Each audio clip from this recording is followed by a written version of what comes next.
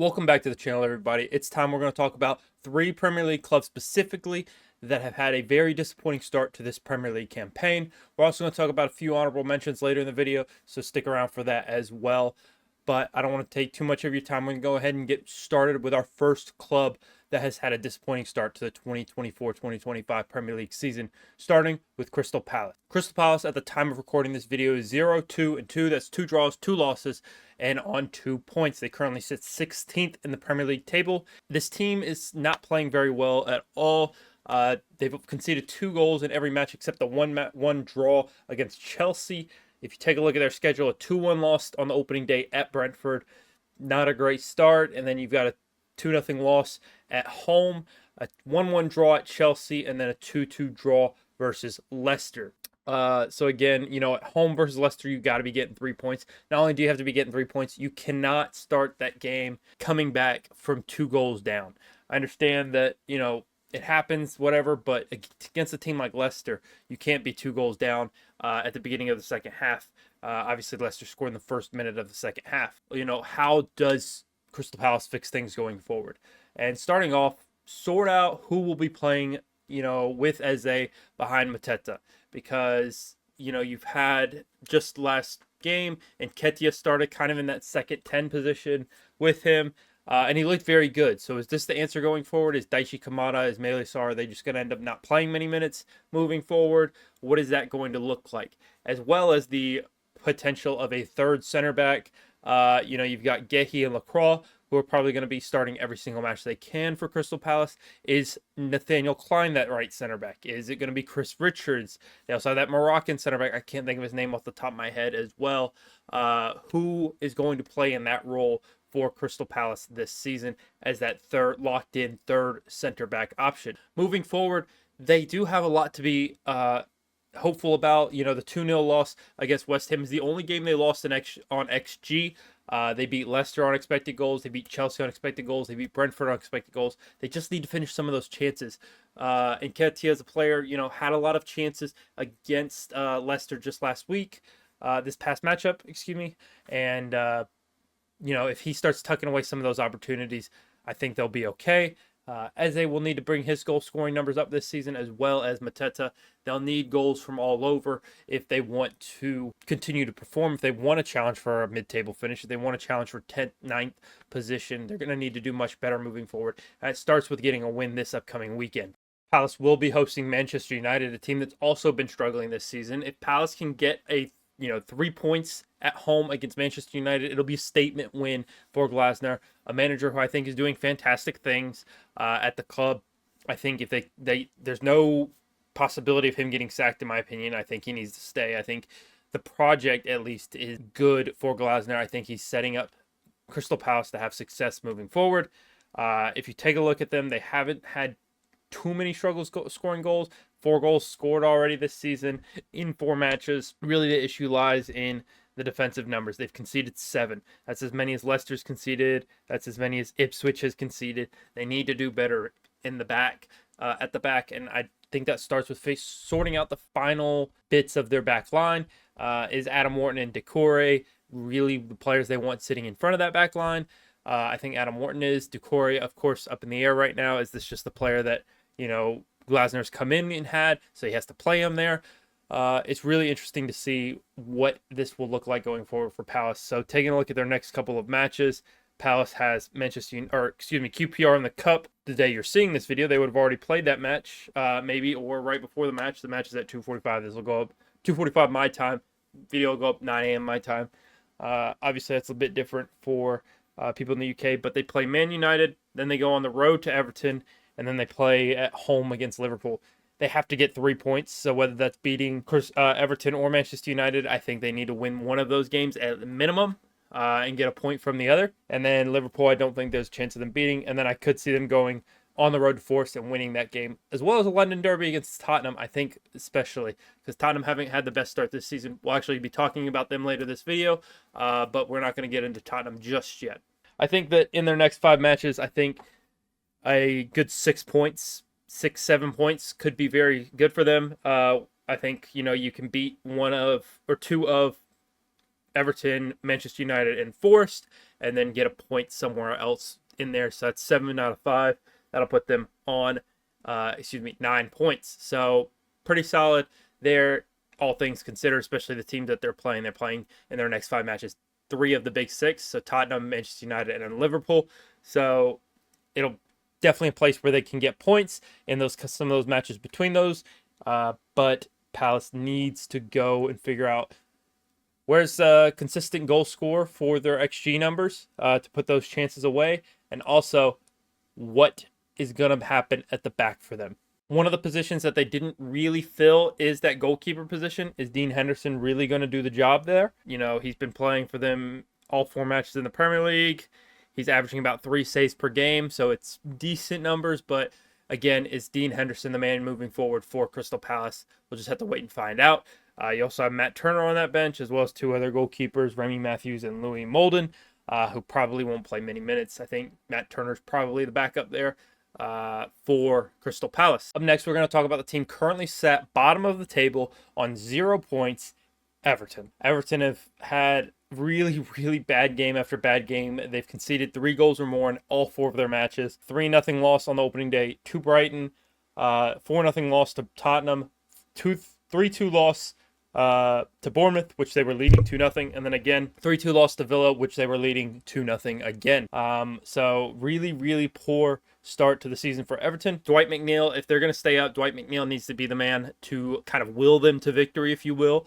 His set piece delivery, his creativity, he's, I think, created the most chances out of anyone at Everton since his time being there. I don't think it's very close at all, but really you have to ask yourself, can anything save Everton this year? Let me know what you think really in the comment section down below. Can anything keep Everton up this year? We're going to talk a little bit in-depth stuff about their team, but you know, there's the potential that you need to see Dyche go. Sean Dyche may need to be sacked to fix this Everton squad. Let me know in the comment section down below, what do you think is going to fix this Everton team? But I'm going to go ahead and talk about a few things that I think moving forward will help Everton. The first thing on that list is the fixture list. So they've faced Brighton, they faced Tottenham, they faced Bournemouth, and they faced Villa.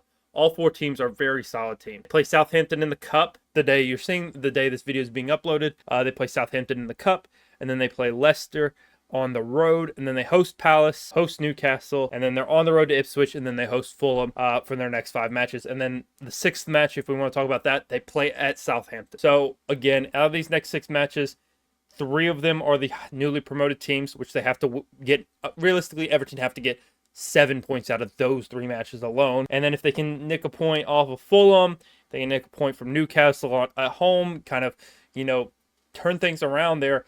You know, we're looking at, in the next 6 matches, 3, 7, maybe 9 points in 6 matches for Everton, which would be an extreme step for them. We talked about 9 points in 5 matches for Palace. We can get 9 points for Everton in the next, 6 matches. I think that'll really be a big turnaround for them, especially if it's coming from draws and wins, right? And there's not many losses in there. 2 wins, 2 draws, and 2 losses in these next 6 matches is very possible. Win against Leicester, lost to Palace, lost to Newcastle, win against Ipswich, and then I think it's draw against Fulham, draw against Southampton, or something like that. Something of that sort would be very good for Everton and get them kind of back on the right track. Dwight McNeil and Dominic Calvert-Lewin, like I mentioned Dwight McNeil earlier, Dominic Calvert-Lewin's another player that's going to really have to take a step up to help this Everton team. They're very, very, very rough in the defense, but taking a look at some of these players, you've got Jack Harrison still good, Dwight McNeil is good, Dominic Calvert-Lewin. You've got a pretty solid couple midfielders they brought in, Jesper Lindstrom. They've still got James Garner. They brought in Mangala from, I believe it was Lyon. Yeah, from Olympique Lyon. And then I don't know how to say his name, Tiram Iroegbunam. I'm pretty sure I butchered his name, but the English midfielder, just 21 years old. And then they still got, I think Jared Braithwaite has just returned from injury. Yeah, he's been injured actually all season. He hasn't made his return yet. I'm not quite sure when he's expected back, but another player that's solid there. Mikolenko, I think, is a good left back, all things considered. But again, he needs to stay healthy. The right back situation is really where they're struggling because Nathan Patterson hasn't been the player that they've wanted. Hasn't actually made an appearance since April. He may be injured as well. Yeah, he's been injured for a chunk of of time. Not sure if he's just not making the squad now or what the situation is with him and Sean Dyche. Jake O'Brien's being integrated into the squad. What are we going to see from him playing for Everton moving forward? He has yet to start. He did get subbed on in a few games. Excuse me, he got subbed on in one game. Actually, I think he did start. He did start against Doncaster in the EFL Cup. So really, he also got an assist in that match as well, which is good for Everton. Kind of get him comfortable on the ball. Two ball-playing defenders in Jake O'Brien and Jared Braithwaite, both very young. One's left-footed, one's right-footed. Very, very solid situation there. You've got Seamus Coleman, who can still play right back. Ashley Young, who's been playing on the right. So really, that's the one position they need to strengthen in the back line. I think once they get everyone healthy, so you'll have a back line of Mikolenko, Braithwaite, Jake O'Brien, and a player like Nathan Patterson maybe, or just whoever you want to play at right back. I think they'll be okay there. And then sort out their midfield situation as well, because there's a lot of tired legs in that midfield. I think they're a bit short in the defensive mid part, the 6s, the 8s. They're very short there, especially at the end of the game against Bournemouth. You saw how tired those legs were, and just not a lot of substitutions were made. Even if you bring on a young guy that can just run at someone, so that they have pressure, so they're not making passes on the ball that are just unpressured, something like that. But there could be, like I mentioned earlier, there could be potential of sacking Sean Dyche if he does not get this season turned around. We're going to go ahead and talk about our honorable mentions. The first one is going to be a game that is this weekend, Ipswich versus Southampton. The loser of that match is in trouble, without a doubt. Both sides have been poor this season and look like they could both go down anyways, regardless of this weekend's result. But whoever loses this game is really going to be in a hole. And it's even worse for a team like a Southampton, who, again, midweek are playing Everton in the Cup. They play Everton again in a few weeks. They really got to get a few points here. And I think Southampton cannot go into October being bottom of the table. If Everton start knocking out points here in September, they're figuring out their goal scoring. Now they just need to figure out their defense. Everton does. If Southampton doesn't figure out either, they look like they could be in trouble as well. Southampton, 1 goal scored, 8 goals conceded. Where is the fix there for them moving forward? And then the last team we're going to talk about is an honorable mention. It's going to be Wolves, but granted, Wolves have had a tough schedule. If we look at their schedule, I mean, Arsenal away to open the season, they lost 2-0. Chelsea at home lost 6-2. That's a really bad result, but again, they're playing Arsenal and Chelsea back-to-back. And then you've got Wolves versus Burnley. Wolves win the match in the AFL Cup, the Carabao Cup, and then you've got a 1-1 draw against Forest in the Premier League at the end of August. And then, of course, this past weekend they lose 2-1 to Newcastle. So again, playing teams in the top of the table, and it's not going to get any easier for Wolves these next few weeks. You've got Aston Villa, you've got Liverpool, you've got Brentford, and then City, and then Brighton. They may not pick up points until November at this rate, because Crystal Palace is, again, another team that they face, and then Southampton. So Wolves could lose against Villa, could lose against Liverpool. With the way Brentford's playing, they're looking okay, Brentford are. So you could see them being a challenge as well. I don't think they beat City at home. I don't think they beat Brighton on the road. They may not get points until Southampton at home, which is November 2nd. Wolves could really be a relegation lock by November, and this is a really bad sign for them. But granted, the teams they're playing at the opening of this season, it's very challenging. It's a very difficult set of games for them, and if they're able to get some points from these games, it would be very helpful, obviously, but it's not looking good. And you worry for Gary O'Neill, is the morale of the squad going to be down by the time they get to those easier matches? And now the last team we're going to talk about, we mentioned them earlier, Tottenham. 1-1 draw on the opening day at Leicester, a 4-0 win versus Everton, who we already talked about, 2-1 loss at Newcastle, and then a 1-0 loss at home against your North London rivals, Arsenal. This is the worst start for Tottenham in years, many years. They've still in a positive goal difference with 6 goals.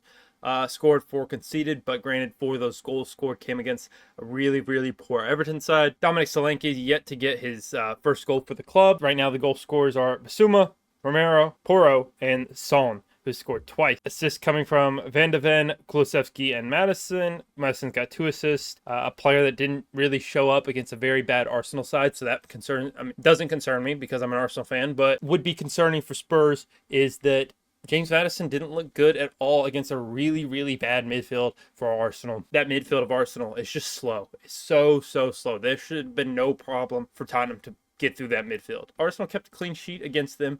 So the question is, moving forward, how can Tottenham change when things aren't going their way. Big Ange is obviously hell-bent on his way, his style of play. He's not going to change the high line, but there's also other things that he doesn't coach well. He may be a good man manager. He may be, maybe the players like playing for him. Maybe he's competitive, whatever, and he's a motivator. But the problem is tactically they just look poor. The total lack of awareness on set pieces from the entire team is just something that is not being handled.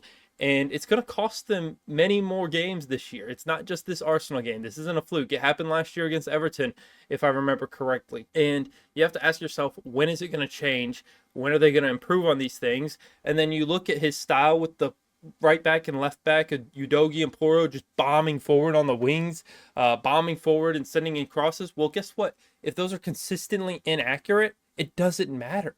It does not matter. Currently, they're 1 win, 1 draw, and 2 losses with 4 points. You know, like I mentioned, the results already: 1-1 draw at Leicester, and then a win at home, loss at home to Arsenal, and then, of course, before the loss to Arsenal, they played Newcastle away and lost that one as well. They currently sit 13th in the table. Still plenty of time to turn around this season, as I've mentioned. But looking at their squad, Brennan Johnson didn't look very good, looked very uninspiring during his time on the pitch. You know, he played 68 minutes before being subbed off.